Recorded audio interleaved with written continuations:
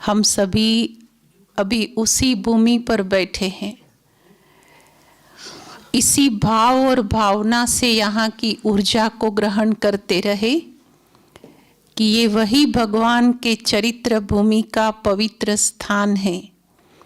क्योंकि जैसी स्मृति रखते हैं ना, वैसी ही उस स्थान से आत्मा प्राप्ति कर सकती है, और जैसी प्राप्ति करती है वैसी ही समर्थी आत्मा के अंदर भरती जाती है। आने वाला समय ऐसा है कि जिस समय के अंदर समर्थ स्थिति ही हम सभी का रक्षा कवच बनने वाली है। जैसे जैसे समय आगे आता जाएगा वैसे वैसे परिस्थितियां, समस्याएं, आने वाले पेपर वो और नाजुक होते जाएंगे। आज सवेरे में अव्यक्त बाप दादा के महावाक्य सुन रही थी।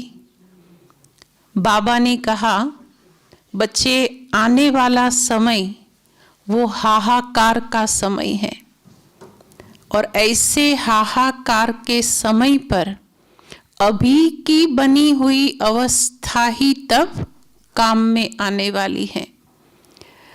दुनिया में भी देखा जाता है कि जो पहले का कमाया हुआ होता है ना, वही आई विल में उपयोगी बनता है।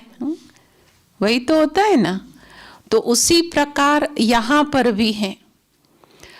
समय ऐसा हो जाएगा कि जो न पैसा काम करेगा, न पुलिस काम में आएगी, न परिवार वाले कोई उस समय उपयोगी बन सकेंगे। मात्र और मात्र हमारी स्थिति ही हमारे लिए रक्षा कवच बनेगी, और वही रक्षा कवच आई हुई परिस्थिति और समस्याओं के अंदर हमारा प्रोटेक्शन, हमारा सुरक्षा का कवच सिद्ध होगा। देखो, बाबा ने हमें बहुत सारे प्रकार के रक्षा कवच पहले से ही दिए हुए हैं। बहुत सारे, एक दो नहीं, काफी सारे। उसमें से कुछ एक मैं आज आपके सामने रखूंगी।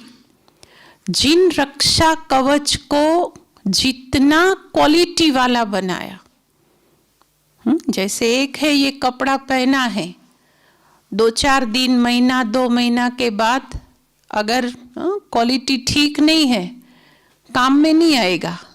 थोड़ा समय उपयोगी बना, फिर फेंकना पड़ेगा। लेकिन विथ क्वालिटी है तो पूरी सीजन, तो क्या कई सीजन तक यही कपड़ा मेरा प्रोटेक्शन करता रहेगा। उसी प्रकार भगवान के द्वारा मिले हुए बहुत अच्छे अच्छे रक्षा कवच हैं।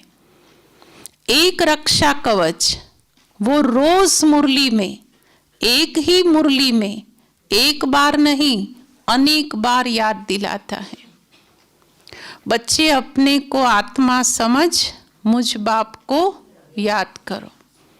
ये आत्म अभिमानी अवस्था वो भगवान के द्वारा मिला हुआ सबसे बड़े ते बड़ा रक्षा कवच है। सबसे बड़ा रक्षा कवच। हम सभी अपने आप से पूछे कि इसके ऊपर मेरा अटेंशन कितना कितना। ज्ञान सरोवर कभी जाओ ना तो आर्ट गैलरी है। आर्ट गैलरी के अंदर 4 युग बताए हैं। उन 4 युगों में भी संगम युग के अंदर बहुत सुंदर दृश्य है। मैं तो जब भी ज्ञान सरोवर जाती हूँ, पार्टी को ले जाना, शिविर वालों को, तो आर्ट गैलरी वो लोग देखते हैं इंटरेस्ट से, सतयुग कितना मस्त है, फलाना कितना अच्छा है, बहुत खुश होते हैं। लेकिन मैं हमेशा संगम युग के उस दीवारों पर लगे हुए चित्रों के सामने 5 मिनट जरूर खड़ी रहती हूँ। बहुत अच्छा लगता है। उन दीवारों के ऊपर जो ये आत्मिक अवस्था के प्रैक्टिकल चित्र लगे हुए हैं, वंडरफुल है। सब्जी काट रहे हैं, यहाँ आत्मा चमक रही है। ऑफिस वर्क कर रहे हैं, यहाँ आत्मा चमक रही है। पैदल कर रहे हैं, आप वहां जाकर के ध्यान से देखना, और सिर्फ देखने के भाव से नहीं, लेकिन उस समय महसूसता के साथ इतना आनंद आएगा, इतना अच्छा लगेगा कि बात मत पूछो। समय अनुसार ये अवस्था हमारी रक्षा कैसे करेगी? जितना हम ये आत्मिक स्थिति के अभ्यास में स्थित रहते हैं ना, उतना ही हमारी बुद्धि शुद्ध, स्वच्छ, क्लियर रहती है। भगवान हमें हर क्षण प्रेरणा देता है, टचिंग करता है, कहता है बच्चे ऐसे करो, ऐसे नहीं करो, यहाँ जाओ, यहाँ नहीं जाओ। लौकिक में भी तो होता है ना, आपको पता है कि यहाँ खड्डा है, तो आपका बेटा जा रहा होगा, आप उसको रोकते हो नहीं रोकते हो? हाँ, तो ऊपर वाले को तो इतना मालूम नहीं होता होगा कि भाई ये बच्चा जहाँ जा रहा है ठीक रास्ता नहीं है। वो हमारी बुद्धि को समय प्रति समय टच करता ही रहता है, अहरनिश उसकी टचिंग आती है, लेकिन उसको कैच करने का आधार वो आत्म अभिमानी स्थिति है। अगर उस समय देह भान में है, देह अभिमान में है, दैहिक पदार्थों में है, तो ईश्वरीय टचिंग आएगी तो सही, लेकिन उसको हम कैच नहीं कर पाएंगे। बहुत दिनों पहले बाबा की साकार मुरली चली थी, उसमें बाबा ने आत्म अभिमानी अवस्था कैसे हमारी रक्षा करती है उसका एक बहुत अच्छा विजुअलाइजेशन कराया था। बाबा ने कहा, रात को 12 बजे भी तुम जंगल में से अकेले जा रहे हो, सामने से डाकू आएगा, उस समय अगर तुम बाबा की याद में हो तो उसको तुम्हारा साक्षात्कार होगा और वो वहां से भाग जाएगा। ये भगवानोवाच साकार मुरलियों का है। याद का अभ्यास भी स्थायी तभी रह सकता है कि जब इस मूल अवस्था के ऊपर हमारा अटेंशन है। ब्रह्मा बाप ने मालूम होने पर भी, मालूम था मैं ही नारायण बनने वाला हूं, मेरा ही भविष्य विश्वर महाराजन का पद है, मुझे ही नेक्स्ट टू गॉड, भगवान के बाद दूसरा नंबर लेना, सब कुछ पता था।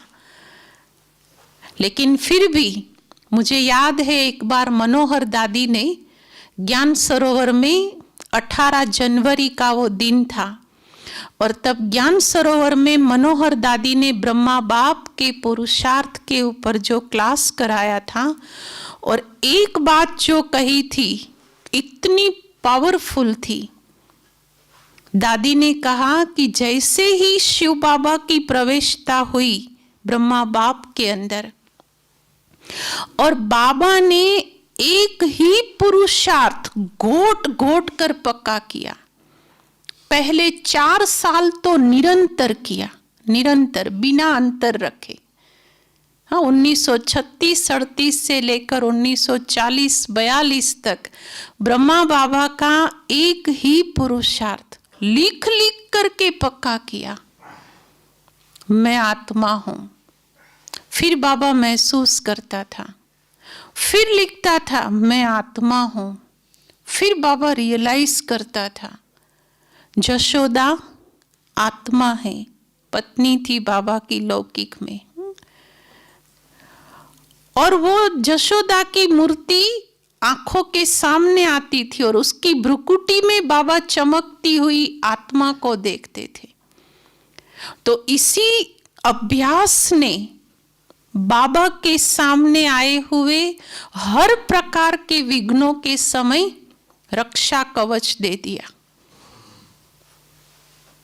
पता चला, रमेश भाई का फोन आया, बाबा जशोदा माता की अंतिम घड़ियां चल रही हैं, आप आ जाइए, मुंबई आ जाइए। नहीं गए बाबा, बिल्कुल विरक्त, अनासक्त, दैहिक संबंधों से मुक्त। नहीं तो ये सामान्य पेपर नहीं है। जिनके संग सारी जिंदगी बिताई हो, उसकी अंतिम घड़ियों के समय वहां जाने के लिए कोई भी प्रकार की मन के अंदर कोई इच्छा उत्पन्न न होना। फिर रमेश भाई का फोन आया, बाबा जशोदा माता ने देह छोड़ दिया है, आप आएंगे? बाबा ने कहा वो तो नश्वर शरीर रहा, जो सत्य था आत्मा वो तो चली गई। रमेश भाई ने सारे फोटो खींचे, सारे की सारे, कि कम से कम बाबा को दिखाऊं तो सही कि अंतिम यात्रा कैसी थी, कितने लोग सारे मुंबई के इकट्ठे हुए थे, कैसे अग्नि संस्कार हुआ, बाबा को वहां बैठे दिखाऊं।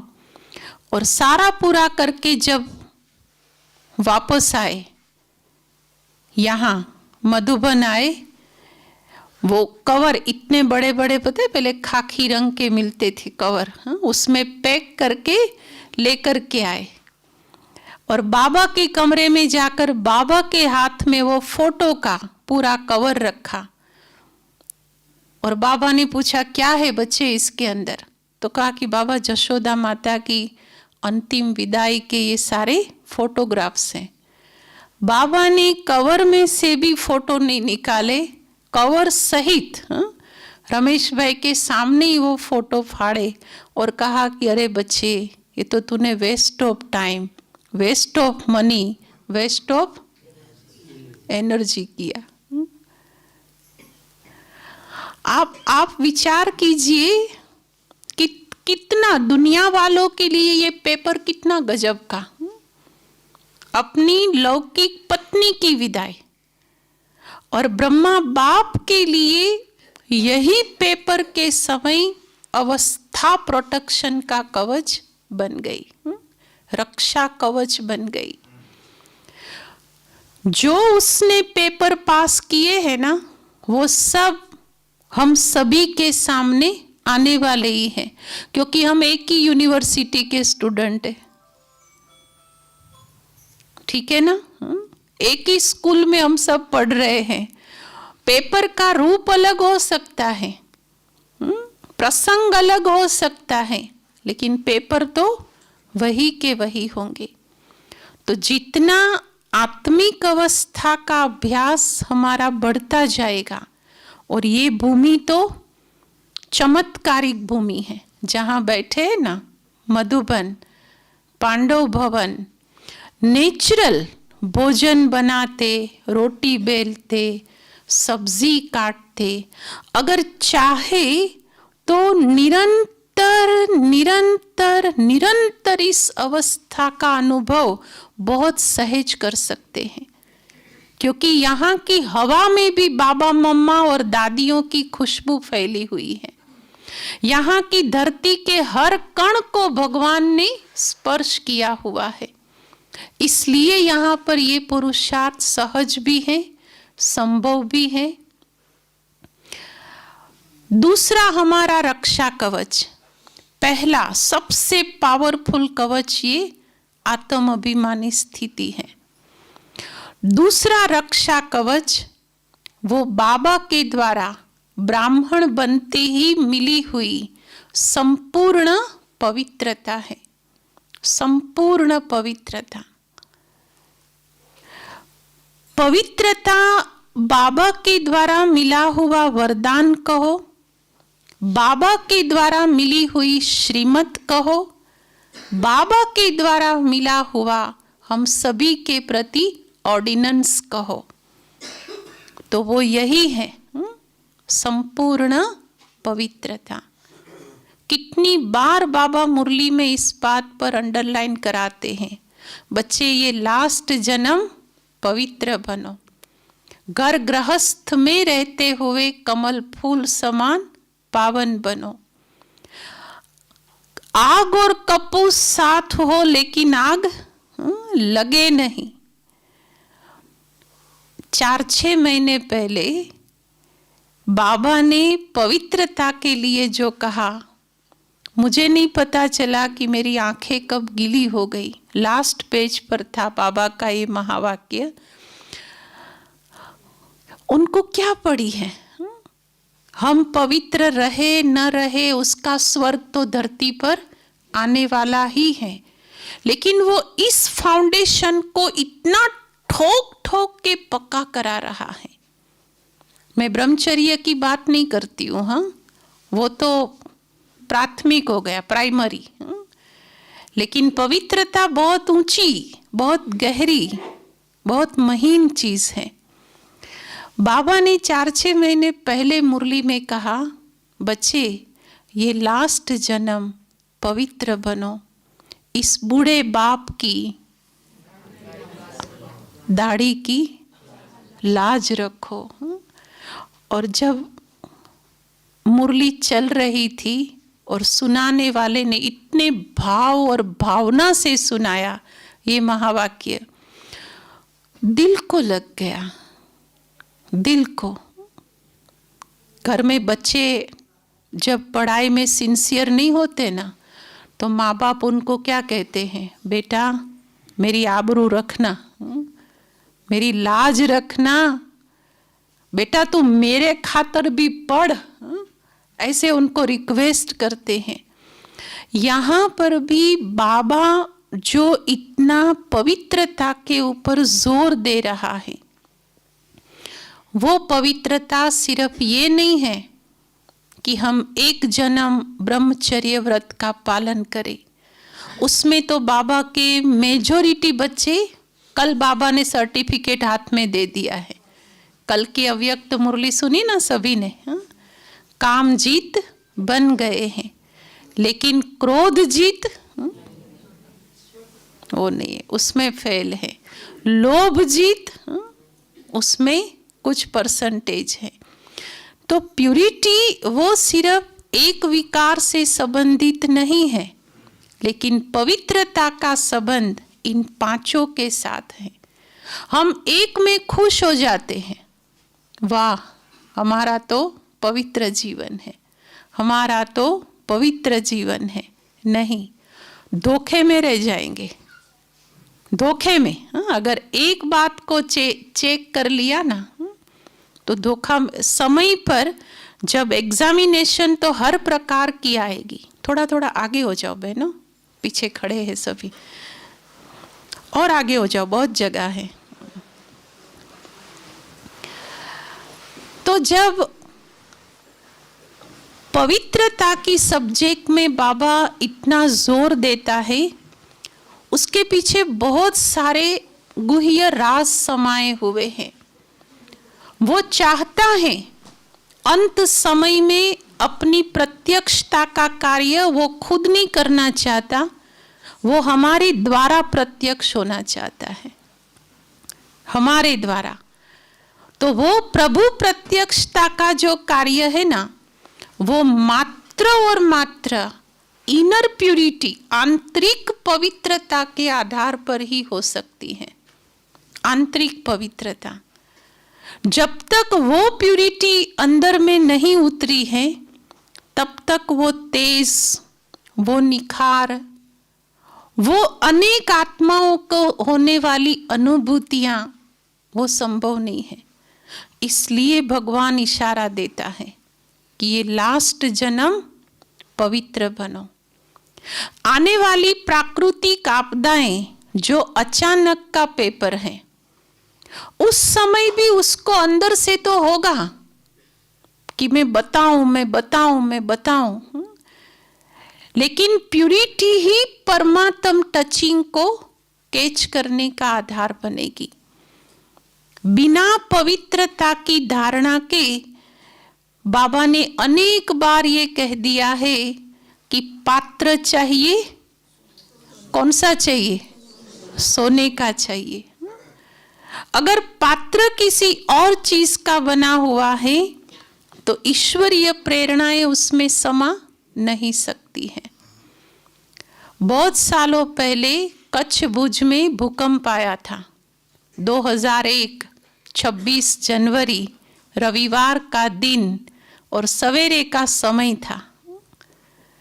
वहाँ के एक भाई ने अपना अनुभव हमको सुनाया कि बहन जी पिछले 3 दिन से अमृत वेले बैठता और बार बार अंदर से ये टचिंग आती। पूरे घर वाले सब विरोधी, बच्चे भी, उसकी पत्नी भी, माँ बाप भी, सब उनका अगेंस्ट में, अकेला ज्ञान में। लेकिन एक बल, एक भरोसा, पक्का धारणाओं में, नियमों में, अपनी दिनचर्या में जरा भी ऊपर नीचे नहीं। जिस दिन भूकंप आने वाला था सवेरे क्लास में गया और जब वापस लौटे घर वालों को रड़ियां मारी, बाहर निकल आओ, बाहर निकल आओ, कुछ होने वाला है। तो घर वालों ने यही समझा कि ओम शांति में गया ना सवेरे, जाकर क्या उसका रहा सहा दिमाग भी, वैसे भी लोग यही समझते हैं ना कि वहां जाते हो पागल हो जाते हैं। उनको ब्रह्मा कुमारियों के सिवाय कोई नजर ही नहीं आता है। तो माँ घर में थी, बूढ़ी माँ, उसने कहा कि बेटा बेचारा इतना रड़ियां मार रहा है, निकल आओ। तो आए 2 मिनट के लिए, सब बाहर आए। 2 मिनट में ही खेल हुआ। अपार्टमेंट में थे, नीचे थे,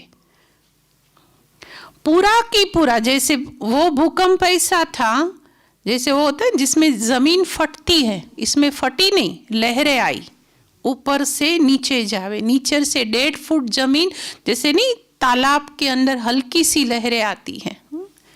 बड़े बड़े अपार्टमेंट नीचे, बड़े बड़े भवन मकान, सब कुछ नीचे। तो ऐसे बाबा बच्चों की बुद्धि को अहरनिश प्रेरणा देता है, टच करता है, लेकिन कैच करने का आधार वो हमारी आंतरिक पवित्रता है, इनर प्यूरिटी है। और इसी पवित्रता के आधार पर अनेक प्रकार की समस्याओं में मार्ग लेना भी बिल्कुल सहज हो जाता है। हम रोज अपने इस पवित्रता के परसेंटेज को अवश्य चेक करें। बाबा ने कल साफ कह दिया है, व्यर्थ देखना, आप बोलो आगे, व्यर्थ बोलना, व्यर्थ सोचना, और चौथा व्यर्थ समय गवाना या तो कर्म करना। इन सब के अंदर हमारी रियल प्यूरिटी दब जाती है। रियल प्यूरिटी, भले हमने ये पवित्रता का व्रत ग्रहण कर लिया है, लेकिन व्रत की ताकत जो है, शक्ति जो है, वो लीकेज इन चारों रास्ते से होती है।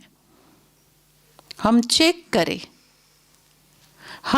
करें अपनी ये आंतरिक पवित्रता की पावर किन किन बातों के अंदर लीकेज हो रही है, क्योंकि ये चारों चीजें ऐसी हैं जिसका अभ्यास हमें द्वापर युग से है।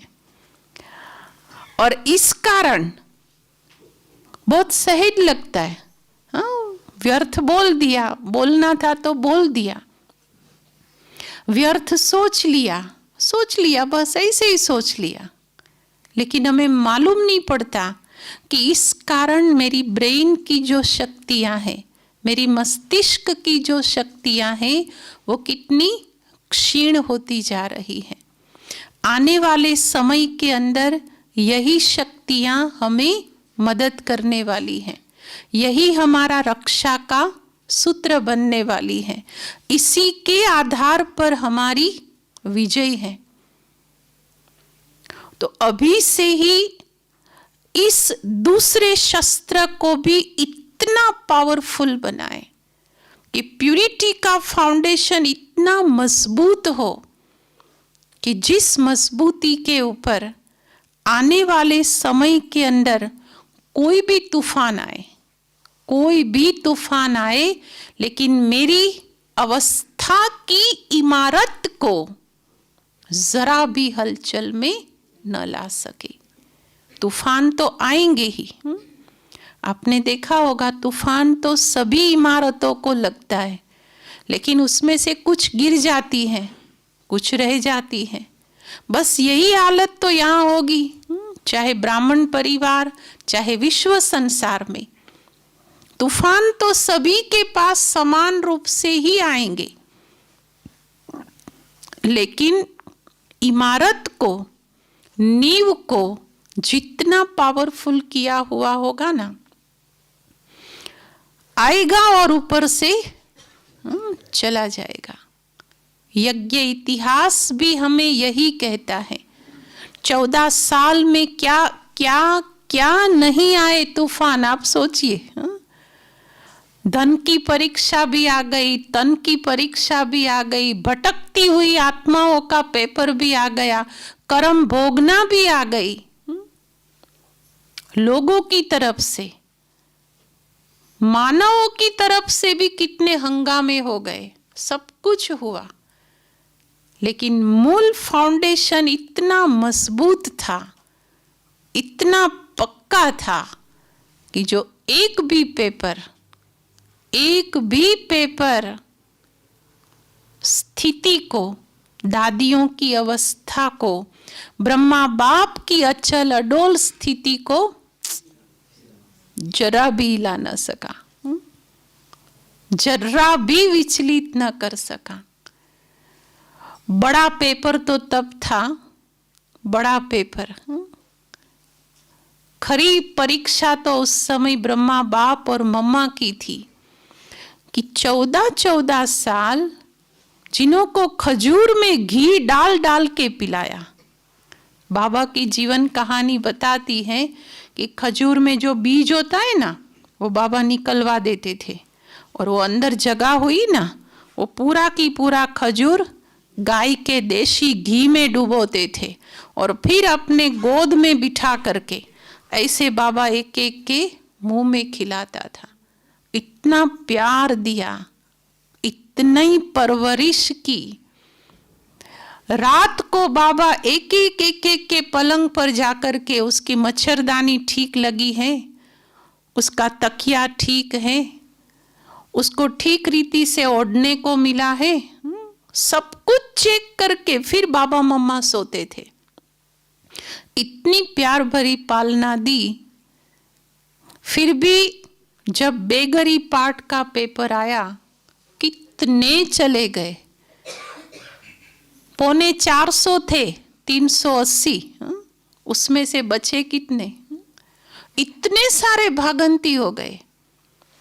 लेकिन जो ब्रह्मा बाप ने अपनी आंतरिक अवस्था बना ली थी ना, आप विचार करिए, घर में 4 बच्चे हैं, उसमें से 2 भाग जाए, 2 चारों को बहुत प्यार भरी पालना दी है, 2 ही बचे और 2 चले गए। कितना चिंतन तो चलेगा, भले 2 तो हैं, लेकिन 2 के लिए चलेगा तो सही या नहीं चलेगा? कितना खिलाया पिलाया, कितना प्यार दिया, और ये चले गए। बाबा को रिंचक मात्र भी नहीं, रिंचक मात्र भी नहीं। बहुत सालों पहले एक बहन सुना रही थी साकार बाबा का प्रसंग। कोई भागंती हो गया भाई, ज्ञान में आया यहीं पर पांडव भवन आने के बाद, और बाबा का इतना समीप नजदीक का विश्वासु रतन चला गया। जब चला गया, बाबा को भी उसके प्रति प्यार था, तो बाबा ने किसी को भेजा कि लो ये पत्र लेकर जाओ और वो बच्चा जहाँ है उसको पहुँचा कर आओ। तो तब वो गीत नया नया निकला था, कोई जब तुम्हारा हृदय तोड़ दे, तड़पता हुआ जब कोई छोड़ दे, तब तुम मेरे पास आना प्रिय, मेरा घर खुला है, खुला ही रहेगा। किसके लिए? हाँ, तुम्हारे लिए। ये बाबा की अवस्था थी। ये आंतरिक स्थिति, इसको कहेंगे प्रोटेक्शन, सुरक्षा कवच। आएंगे, हर प्रकार के पेपर आएंगे, कर्म भोग भी परीक्षा लेगा, संबंध भी परीक्षा लेंगे, और लेना भी तो चाहिए ना। इस स्कूल में हम कितने होशियार विद्यार्थी बने हैं वो हमें पता कब चलेगा? आएंगी, बातें आएंगी तभी तो मालूम पड़ेगा। तीसरा रक्षा कवच, पहला याद रहा, हाँ, आत्म अभिमानी स्थिति। दूसरा रक्षा कवच संपूर्ण पवित्रता। तीसरा रक्षा कवच बहुत पावरफुल है, प्रैक्टिकल भी है और सहज भी है, और वो तीसरा रक्षा कवच है अनेक आत्माओं की दिल की ली हुई दुआएं, आशीर्वाद। बहुत बहुत बहुत बड़ी शक्ति है, ये सामान्य शक्ति नहीं है। अनेकों की जो दुआएं है ना, जिस समय कोई काम नहीं करता उस समय दुआएं असर कर जाती हैं, मदद कर जाती हैं। हमें भी फील होता है कि ये मदद कहां से आई। बाबा ने हम सभी को जो अनेक आत्माओं के प्रति निस्वार्थ कर्म, बिना अपेक्षा के किए हुए शुभ कर्मों की कला सिखाई है, सिखाई है। बाबा की मुरली हमें यही सिखाती है, और वही कला अगर सीख गए तो कदम कदम कदम कदम पर क्या है? दुआएं ही दुआएं हैं, आशीर्वाद ही आशीर्वाद है।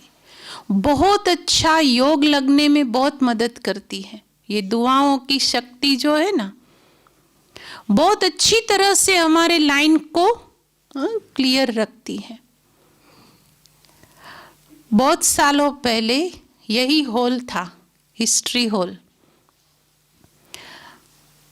जानकी दादी जी और विश्वरतन दादा दोनों की रूह रिहान इसी हॉल में चल रही थी। दादियां यहाँ बैठे थे, विश्वरतन दादा इस तरफ थे।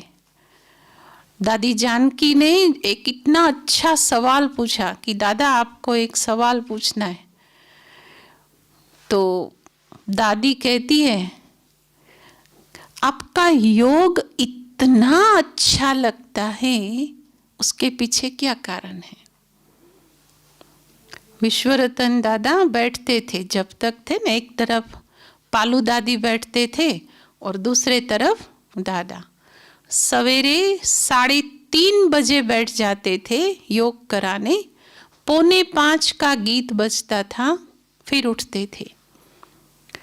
और एक ही बैठक, अर्ध पद्मासन, आंख, ये जो आंख ऐसे ऐसे होती है ना, वो भी नहीं, जैसे ऐसे लगता था कि कोई मूर्ति बैठी हुई है, मूर्ति बैठी है। इतनी पावरफुल योग युक्त अवस्था, इतनी पावरफुल। विश्वरतन दादा ने जो उत्तर दिया बहुत शॉर्ट था, बहुत कम बोलते थे। दादा ने इतना ही कहा कि दादी जी, मैं हमेशा एक बात का लक्ष्य रखता हूं कि मेरे कारण किसी भी आत्मा का संकल्प न चले,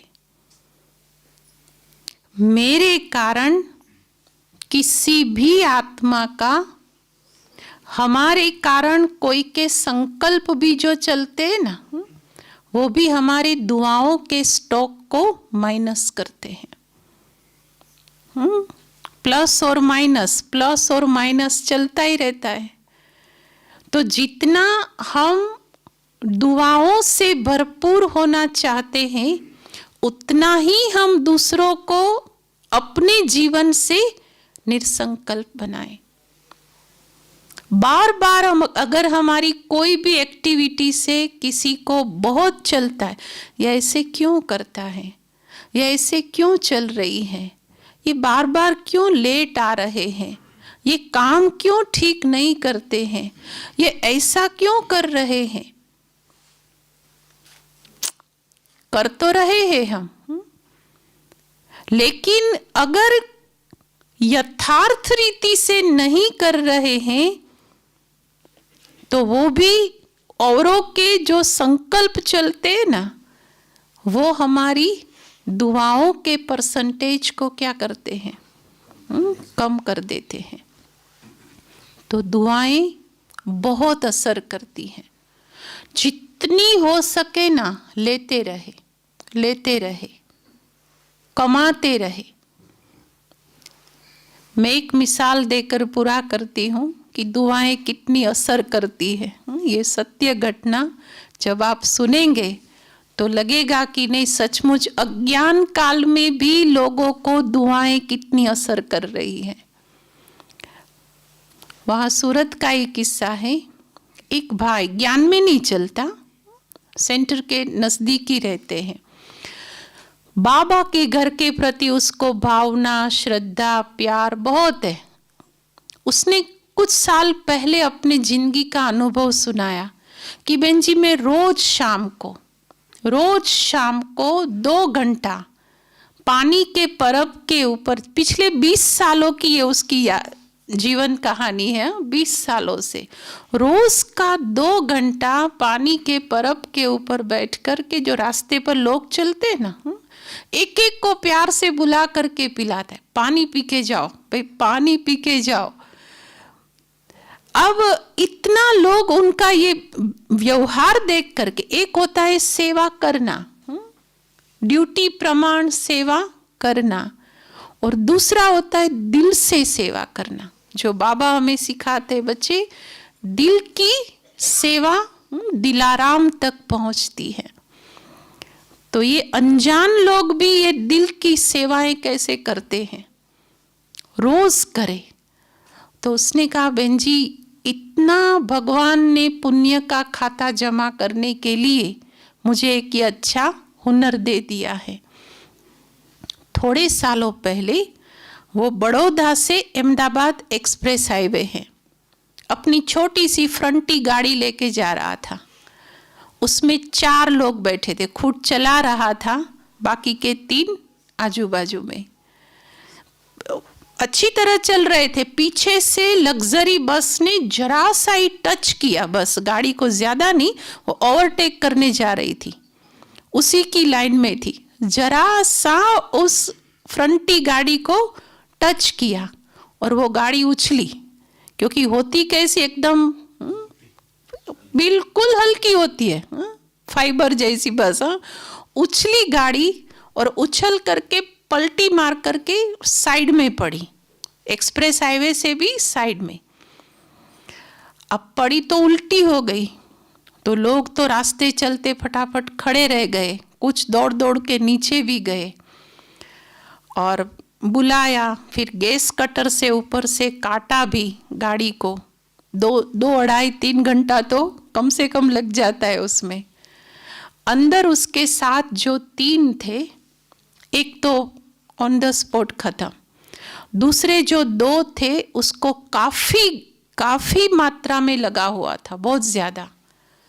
ये जो तीसरा था, 20 साल से पानी के परब पर बैठ कर के सबको प्यार से पानी पिला रहा था। जैसे ही काटा बाहर निकाला तो आजू बाजू में खड़े हुए सब ऐसे देखे, पहले ऊपर फिर नीचे फिर ऊपर, ऐसे करे, क्या है, कुछ नहीं। तो कहते नहीं, तो कैसे, ऊपर वाले की दया। तो वो भाई कहता है, बहन जरा सी क्रैचिस जो पड़े ना, ऐसे यहाँ पर हो घसर का पड़े ना, उतना भी नहीं लगा, तो कुछ भी नहीं, कोई तकलीफ नहीं। दुआएं, आप सोचो, कभी भी दुआएं व्यर्थ नहीं जाती हैं। निस्वार्थ भाव से अनजान आत्माओं के द्वारा किए हुए अच्छे कर्म का फल भी उसको परिस्थितियों और समस्याओं के समय इतनी मदद कर सकता है। तो हम सभी तो परमात्म दुआओं के पात्र आत्माएं हैं। भविष्य की देवात्माओं की दुआएं लेने वाली आत्माएं हैं। जो भी कर रहे हैं ना, चाहे भोजन की सेवा में हो, चाहे सफाई की है, चाहे परोसने की है, चाहे कमरे की कोई भी प्रकार की सेवा, लेकिन जो सेवा दिल से कर ली वो दुआओं का अधिकारी बना देती है। और वही दुआएं आपत्ति के समय प्रोटेक्शन, हमारा रक्षा कवच बन जाती है।